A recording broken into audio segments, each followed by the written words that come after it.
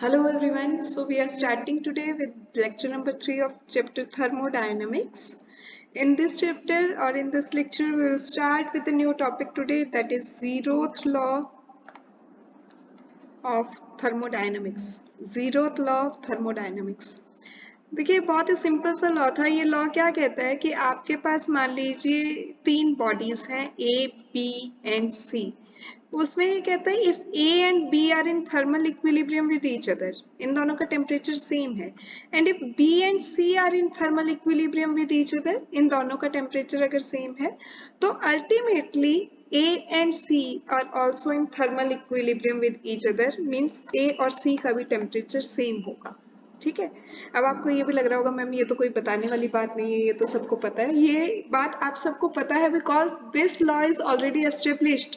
ये प्रूव्ड है कि ऐसा होगा कि अगर ए और बी का टेम्परेचर सेम है, they are in thermal equilibrium, B और सी का अगर थर्मल इक्विलिब्रियम है तो ultimately A and C are also in thermal equilibrium with each other. So moving on to the next law, that is first law of thermodynamics. First law of thermodynamics हमारा क्या कहता है बेटा कि energy can neither be created nor be destroyed although it can be changed from one form to another. Means आप energy को create नहीं कर सकते, आप उसे destroy भी नहीं कर सकते, आप एक form से दूसरी form में उसको convert कर सकते हैं। जैसे chemical energy को आपने electrical energy में convert कर दिया, ये electrical energy को आपने chemical energy में convert कर दिया। ठीक है। आजकल बड़ा चल रहा है सोलर एनर्जी से हम इलेक्ट्रिसिटी जनरेट करते हैं, तो सोलर एनर्जी को इलेक्ट्रिकल एनर्जी में कन्वर्ट कर दिया, विंड एनर्जी को या हाइडल एनर्जी को आपने इलेक्ट्रिसिटी में कन्वर्ट कर दिया। मीन्स आप एक फॉर्म से दूसरी फॉर्म में कन्वर्ट कर सकते हैं, पर ऐसा नहीं है कि आप क्रिएट कर देंगे एनर्जी को या आप डिस्ट्रॉय कर सकते हो एनर्जी को। इसको रीराइट किया जा सकता है दूसरी फॉर्म में कि the total energy of universe remain constant. Universe की जो एनर्जी है बेटा वो कांस्टेंट रहती है। मींस आप उसको क्रिएट या डिस्ट्रॉय नहीं कर सकते, आप उसमें इंक्रीज या डिक्रीज नहीं ला सकते। You can only change it from one form to another. आप बस उसे एक फॉर्म से दूसरी फॉर्म में कन्वर्ट कर सकते हैं। फिर ये कहता है कि थर्ड डेफिनेशन ये भी लिखी जा सकती है that the energy of an isolated system is constant. ये आपको बहुत ही फर्स्ट लेक्चर में बताया गया था कि open system, close system, isolated system क्या होता है, जिसमें कि हमने बात की थी आइसोलेटेड सिस्टम वो था जिसमें कि टेम्परेचर और एनर्जी दोनों का आपस में एक्सचेंज नहीं होता। ठीक है, मैटर और एनर्जी।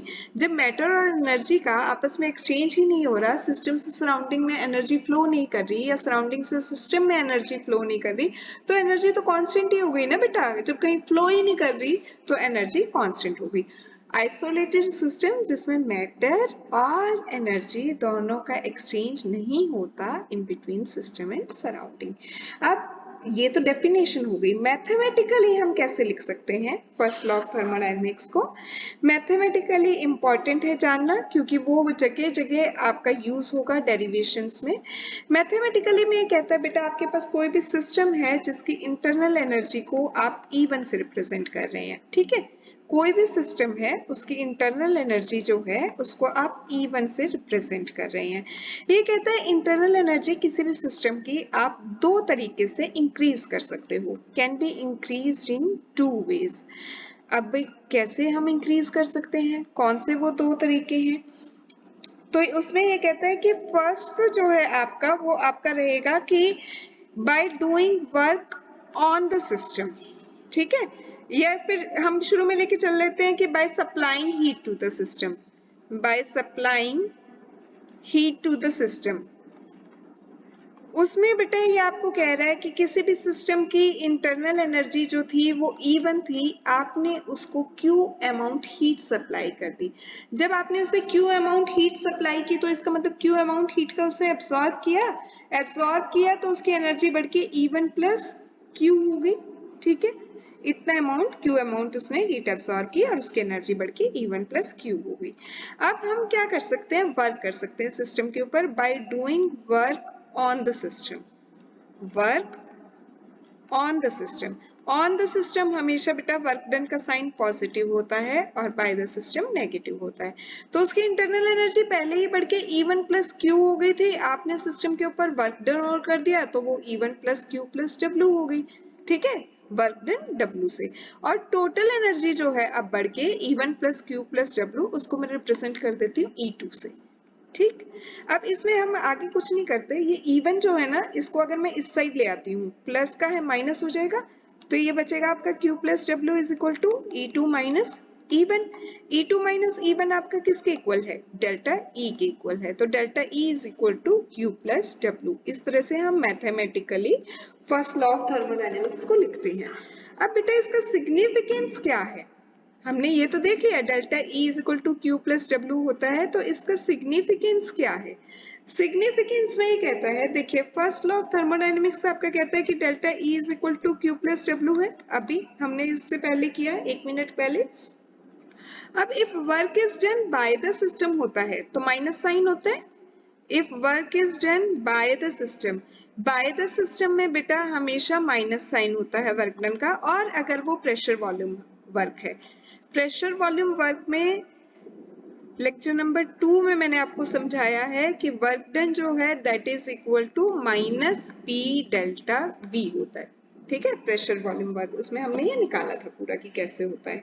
तो अगर ये प्रेशर वॉल्यूम वर्क की वर्क डन की वैल्यू मैं इसमें पुट कर दूं इक्वेशन नंबर 1 में, तो ये आपकी हो जाएगी delta E is equal to Q, work done by the system है तो माइनस साइन, और work done P delta V के इक्वल है तो माइनस पी डेल्टा वी।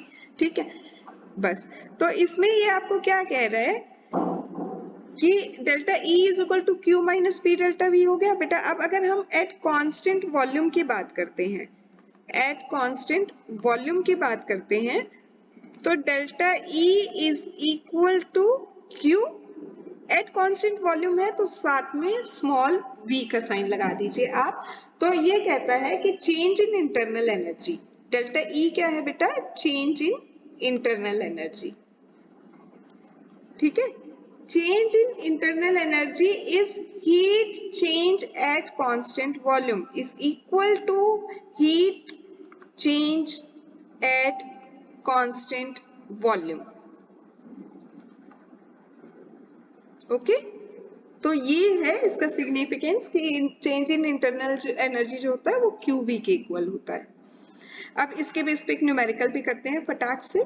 इसमें ये कहते हैं न्यूमेरिकल में कि 160 joule of work is done on the system. Work done है बेटा 160 जूल ऑन द सिस्टम है, देखिए तो पॉजिटिव साइन रहेगा वर्क का, and at the same time 100 joule of heat is given out. Given out means released, release जब होती है हीट एनर्जी तो उसका माइनस साइन होता है।